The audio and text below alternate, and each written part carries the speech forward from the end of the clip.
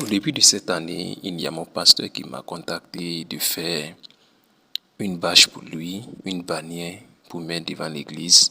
Et il m'a donné la taille de la bannière qui est 5 mètres sur 1 mètre. Vu que je travaille avec Pixelab, j'ai réfléchi comment résoudre ce problème.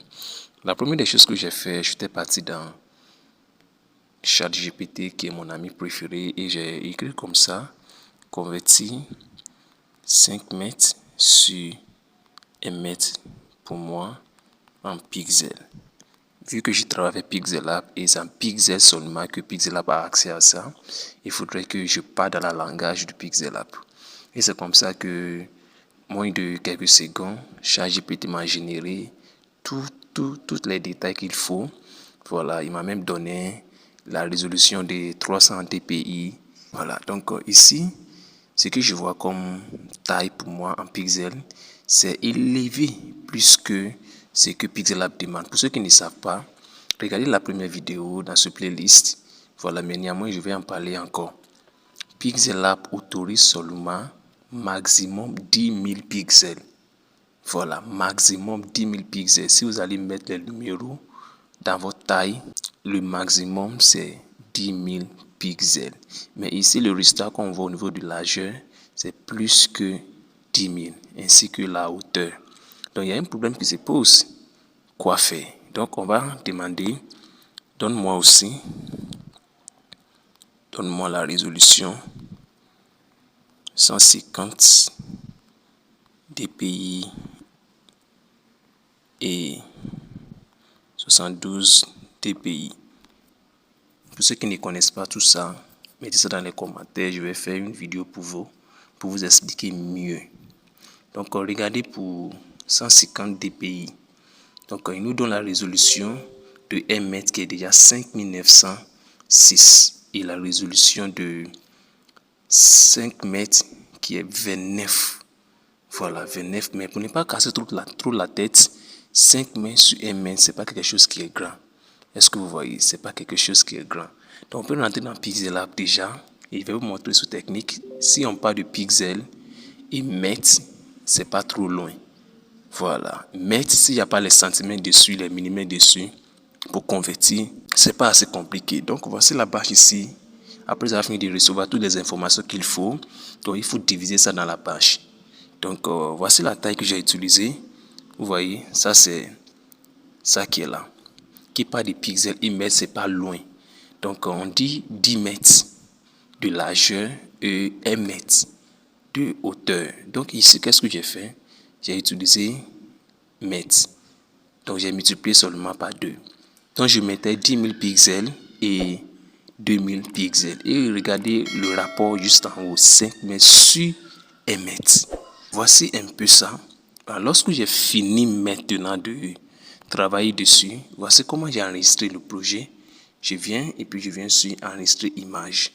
Et tranquillement, je change d'abord le format en PNG. Donc ici, il n'y a pas fait de personnaliser encore. Il n'y a pas fait d'utiliser Ultra. Non, il ne faut pas vous aller commettre cette erreur. Ce n'est plus la peine d'utiliser Ultra puisque vous avez trouvé la taille normale et c'est plus élevé, 10 000 maximum de pixels. C'est déjà bon. Donc si vous cliquez sur, par exemple, Ultra comme ça, et pour revenir au niveau de personnaliser, ça a déjà changé, ça diminue même. Donc il faut toujours utiliser personnaliser que vous avez déjà fait.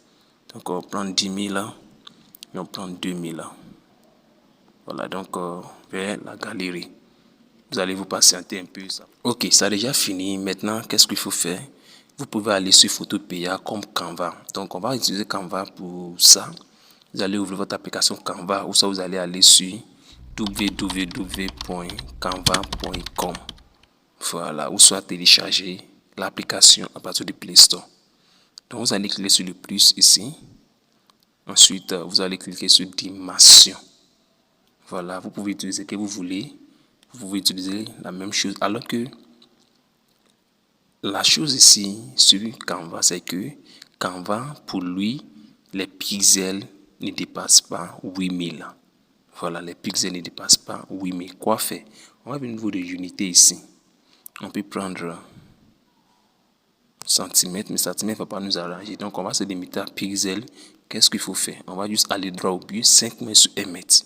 Donc, on va juste cliquer 5000 sur 1000.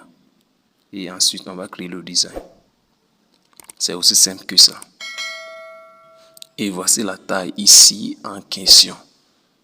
Très facile, très pratique, très simple.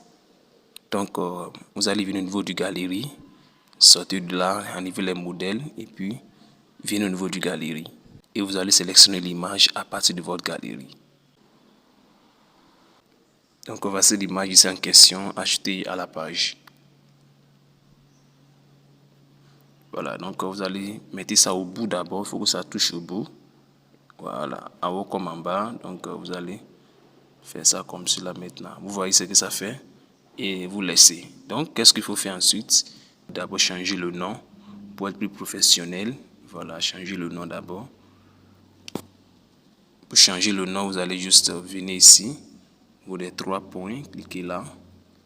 Ensuite, venez ici, voilà, avec ce stylo-là, cliquez dessus. Et vous allez changer le nom. Donc, je vais mettre bannière d'église. Donc, je mets le nom USL. Et puis, je sors. Ça a déjà appliqué. Donc, je viens là maintenant. Ensuite, je viens au niveau de télécharger. Ensuite, voici PDF pour impression. Il peut vous suggérer PNG, il peut vous suggérer PDF standard.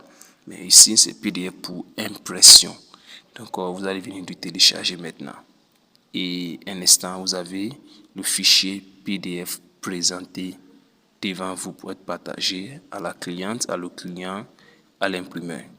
Donc, vous pouvez partager par Bluetooth, par Drive, par Telegram, par WhatsApp et ainsi de suite.